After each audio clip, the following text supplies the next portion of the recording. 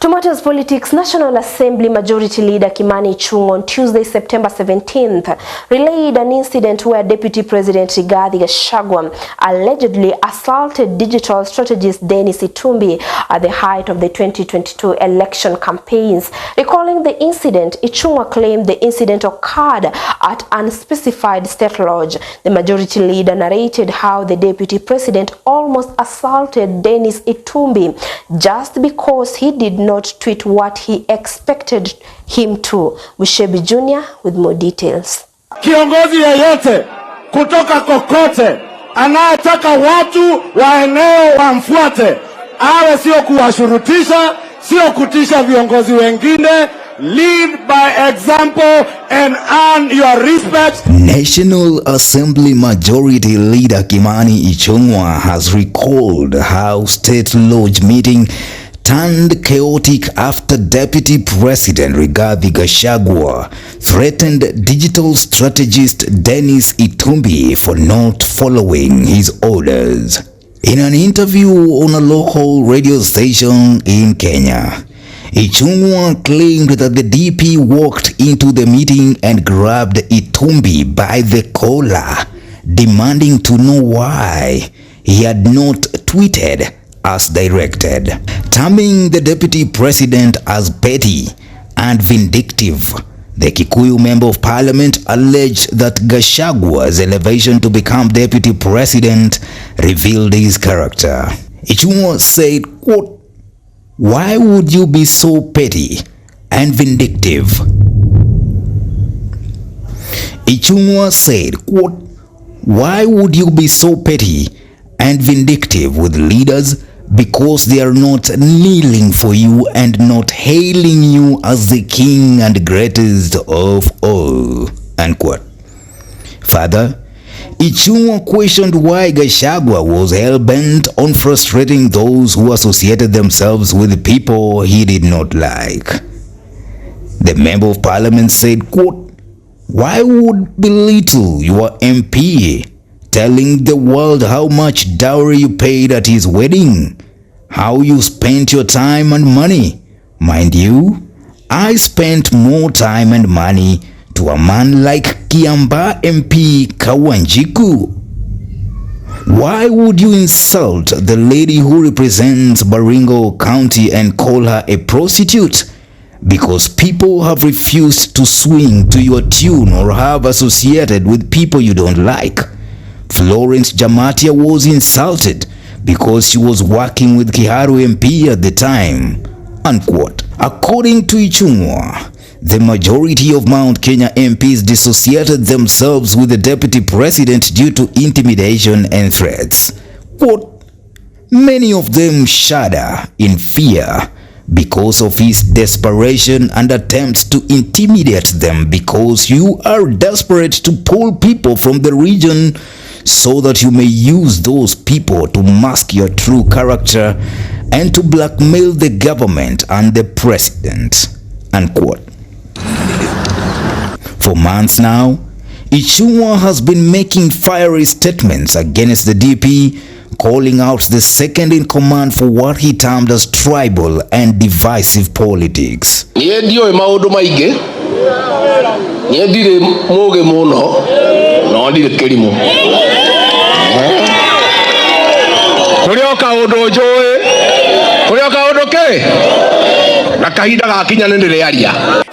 the ambitions of other leaders.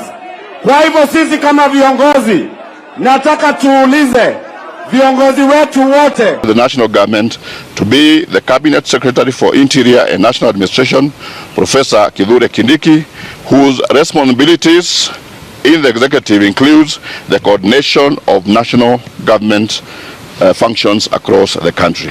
Aya.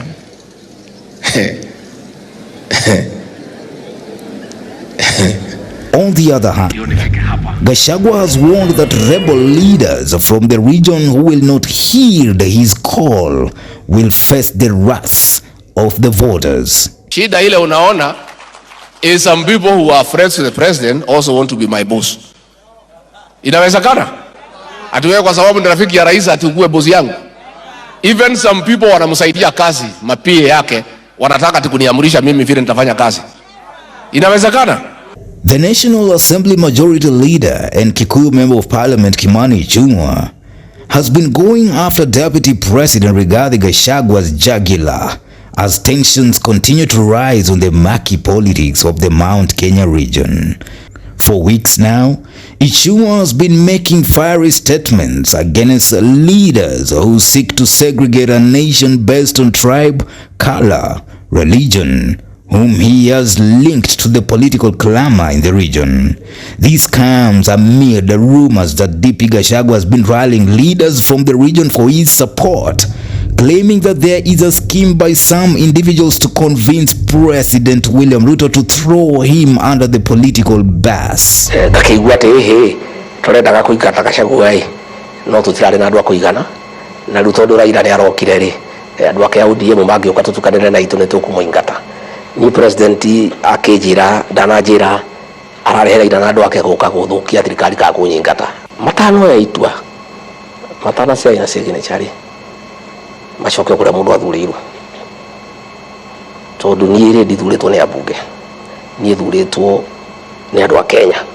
Advice, voluntary advice to my good friend, the truthful man, the Deputy President and the Deputy Party Leader of UDA, His Excellency Rigathi Gachagua, that he should not be deceived into letting down his guard regarding the issue of his impeachment. I am putting it to him that the coup plotters are not yet done. Free advice. If he wants to go and sleep, let him go and sleep. But the coup plotters are just on sleep mode. They are yet to be activated. Lakini tukipiga kelele, tukianza kusozana, maendeleo itaenda kwa wale watu wako mbali na sisi tuko hapa tuwachwe nyuma.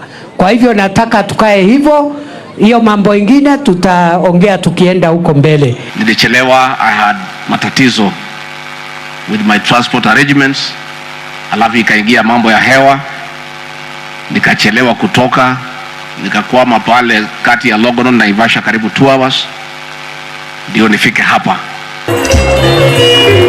His statements have even invited ridicule from Ruto, who has called for the desist of spreading the politics of ethnicity and embracing national unity. A seemingly vexed Ruto noted that encouraging tribal divisions in the nation will only retract the gains made in developing the nation and cripple the realization of his government's ambitious promises. Tupunguze mambo ya 2027. Huko 2027 ni Mungu na wananchi. Amid the censure, Ichung'wah has joined the political club against the DP, seemingly fingering him for endorsing divisive politics in the nation.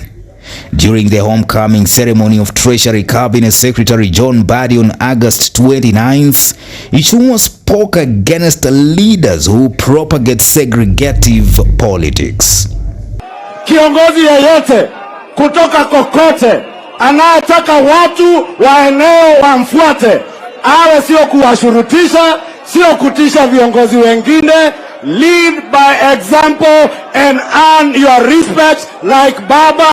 Ile kiti amepewa ni kubwa ya kutuleta pamoja ndio tu support ajenda ya serikali, lakini the same people wanatakiwa afanye kazi na wao na waambia haja ya kushikilia business ya serikali, ndio hao anaenda akitusi na akikanyanga. Na ninataka kusema hakuna bahali anaenda. Your Excellency, au tuachie tudiru na wao. Siku ile ingine ilikuwa Mwangi Kiojori, nikamujibu, saa hii amenyamaza.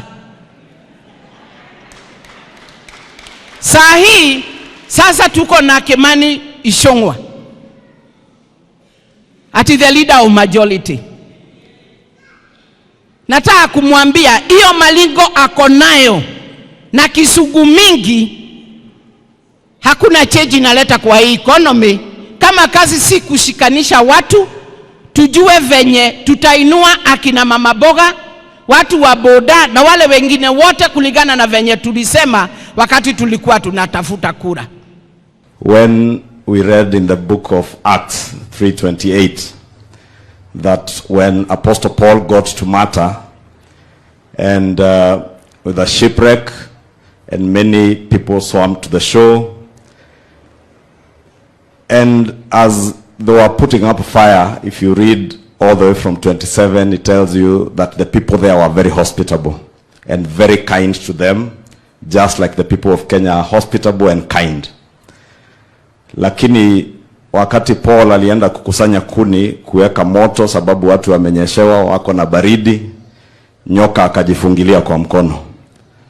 Na wakati nimefikiria hayo, nimeona kweli hiyo story inaambatana na vile rais amepitia mambo mengi, amepata uchumi that is a wreck, like that shipwreck, but just as he was about to now settle down and start warming Kenyans, nyoka anakuja anajifungilia kwa mkono, anamrudisha nyuma.